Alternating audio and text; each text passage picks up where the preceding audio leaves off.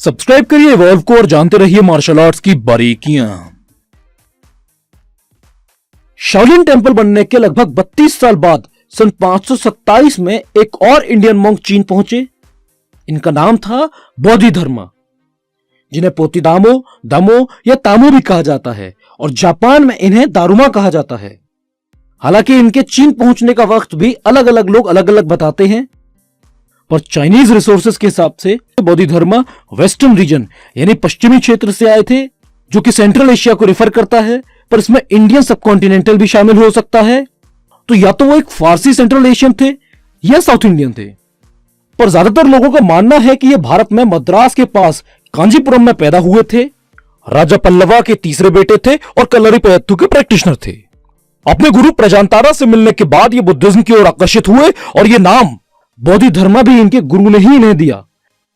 इनका असली नाम था जयावर्मन और ये अपने गुरु के कहने पर ही धर्म का प्रचार करने के लिए चीन गए। कुछ लोगों का मानना है कि ये वहां उस वक्त के राजा वूती से मिलने गए थे। वहां पहुंचकर इन्होंने राजा को संस्कृत में लिखे हुए कुछ लेख दिए, जिन्हें वहां के लोकल बुद्धिस्ट मॉन्क द्वारा चाइनीज में ट्रांसलेट करा जाने लगा। ऐसा माना जाता है कि बोधिधर्मा उस ट्रांसलेशन से खुश नहीं थे और जिस जगह वो ट्रांसलेशन चल रहा था यानी शाओलिन टेंपल की ओर बढ़ने लगे। क्योंकि बोधिधर्मा राजा के खिलाफ थे, इसलिए उन्हें शाओलिन टेंपल में घुसने नहीं दिया गया। कुछ लोगों का मानना है कि वो एक विदेशी थे, इसलिए उन्हें शाओलिन टेंपल में एंट्रेंस नहीं मिला। जब बोधिधर्मा को शाओलिन टेंपल में घुसने नहीं दिया गया तो वो पास ही की एक गुफा में चले गए और वहां 9 साल तक बिना किसी से बात करे लगातार दीवार को देखते रहे और उनके लगातार देखने की वजह से दीवार में छेद हो गया।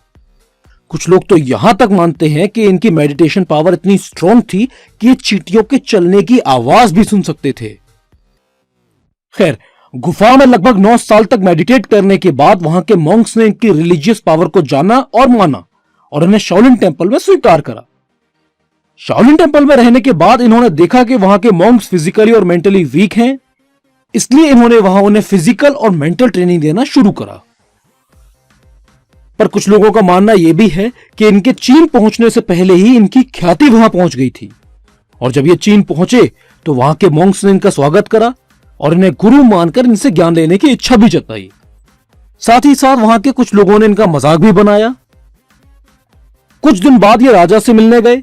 वहां इनके और राजा के बीच कुछ धर्म से जुड़े या बुद्धिज्म से जुड़े सवाल जवाब हुए। वो जवाब राजा को पसंद नहीं आए और राजा ने इन्हें अपने दरबार से निकाल दिया। इसके बाद ये शाओलिन टेंपल के पास ही एक गुफा में दीवार के सामने बैठ गए और बिना किसी मूवमेंट के, बिना खाए पिए 9 साल तक वहीं मेडिटेट करते रहे। इस बीच कुछ लोगों ने इन्हें वहां से हटाने की कोशिश भी करी, अलग अलग तरह से इन्हें हिलाने की कोशिश भी करी, पर सब नाकाम रही। इसी वजह से कई लोगों ने इन्हें ईश्वर की तरह पूजना भी शुरू कर दिया।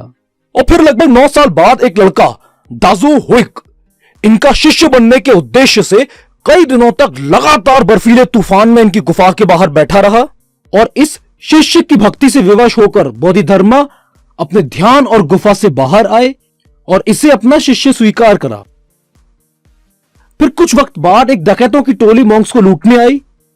मॉन्क्स खुद को बचाने में असमर्थ थे, पर बोधिधर्मा ने अकेले ही उन डकैतों से बड़े आराम से मुकाबला करा, मॉन्क्स को बचाया और मॉन्क्स को शारीरिक और मानसिक रूप से सशक्त बनाने के लिए ट्रेनिंग देना शुरू करा।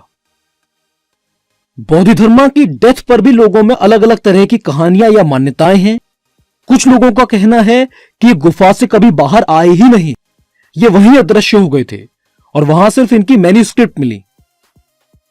कुछ लोग मानते हैं कि जब इन्होंने चीन से जाने की बात कही तो वहीं के किसी ने इन्हें जहर देकर मार दिया ताकि अपनी कला किसी और को ना सिखा सके। तो कुछ लोग मानते हैं कि इनकी डेथ चीन में ही हुई थी और इन्हें जमीन में दफनाया गया था। इनकी मौत के लगभग 3 महीने बाद एक इंसान से इनकी मुलाकात हुई। उस वक्त ये कहीं जा रहे थे और इनके डंडे पर एक चप्पल लटकी हुई थी।